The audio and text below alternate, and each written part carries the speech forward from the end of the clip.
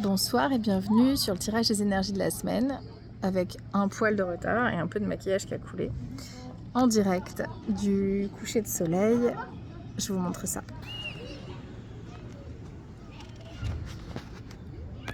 Là, on a juste des images extraordinaires. On a eu la chance d'assister au coucher de soleil.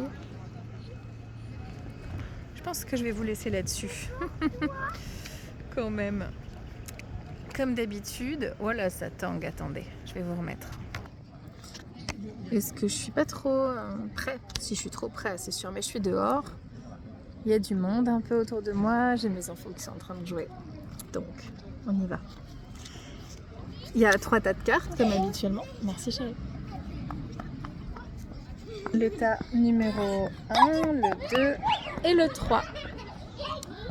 Je vous montre, j'ai eu un super cadeau. Vous choisissez le tas de cartes qui vous appelle le plus. Et puis, je vous lis le tirage. Je suis désolée, il y a du bruit, c'est bien vivant par ici. Alors, si vous avez choisi le tas numéro 1, vous avez tiré la carte du 7 d'épée. Et Huascar. Hop, je vous montre ça.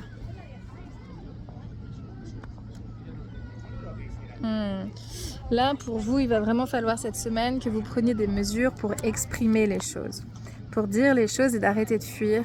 En fait, c'est comme si on vous disait que vous avez trop souvent essayé d'éviter, pas forcément parce que vous êtes lâche ou parce que vous avez une peur toujours du conflit, même si ça peut être une des raisons. Merci chérie.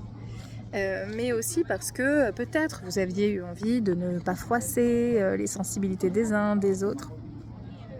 Et bien là, on dit que c'est en train de créer un blocage au niveau du chakra de la gorge. Donc il va falloir vous exprimer, il va falloir sortir les choses que vous avez à dire. Ça ne veut pas dire ne pas les dire avec bienveillance et sagesse. Ça ne veut pas dire ça. Ça veut simplement oser exprimer qui on est, ce qu'on pense. Et avoir un peu confiance en soi et en ses bagages. Parce que évidemment, vous avez des ressources. Je fais attention, j'ai ma petite lutine qui est en train de courir dans tous les sens. Si vous avez choisi le tas de cartes numéro 2, ça va être un tirage rapide ce soir, vous l'aurez compris. J'ai un peu à la bourre. Est-ce que tu peux le poser sur le sac, s'il te plaît? Ouais. Merci chérie. Nous avons pour vous, tas numéro 2, Hathor, le plaisir et l'ermite. Donc, alors là, ça parle d'équilibre, ça parle de se connaître soi-même, ça parle d'avoir été explorer son monde intérieur pour pouvoir aller plus profondément à l'intérieur de soi. Ça parle évidemment de notre contact à l'abondance, à la manifestation, à comment on appelle cette abondance-là, à comment on la réclame. Je suis entourée de goélands, c'est juste très très beau. Attendez, je vous les montre. Voilà mes petits potes du tirage. Il y a du monde, alors ils sont là évidemment. Donc oui, revenir à des choses qui vous font plaisir. Là, on est encore en plein mois d'août, c'est l'été, c'est le moment de se laisser vivre. C'est aussi le moment d'appeler les abondances pour vous, vraiment. Vous concentrer, méditer, manifester, appeler l'abondance parce que vous êtes dans une période propice à être entendu à ce sujet. Et pour vous qui avez tiré le tas numéro 3, nous avons... Ouh là là, que c'est beau, c'est beau, c'est beau, c'est beau.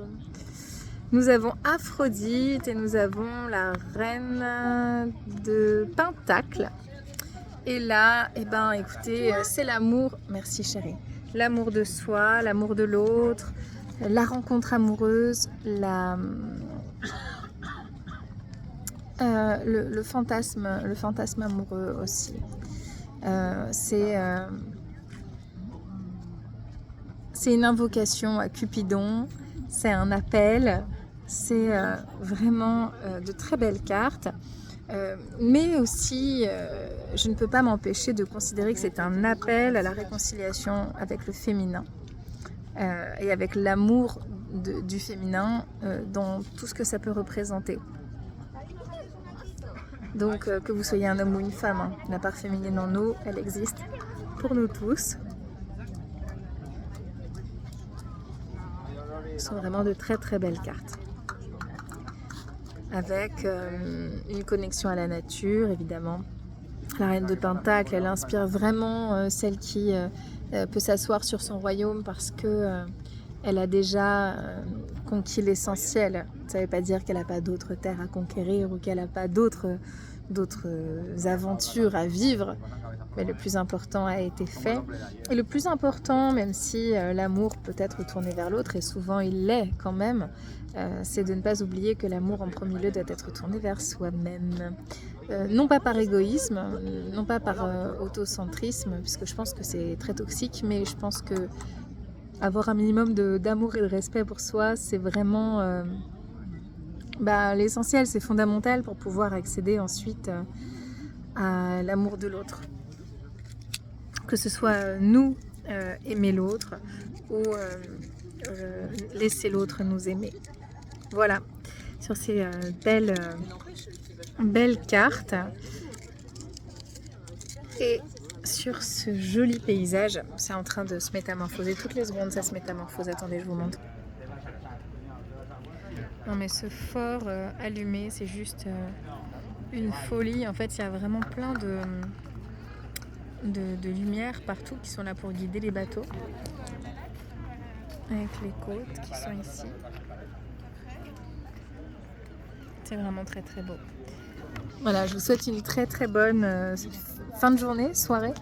Et puis je vous dis à très bientôt.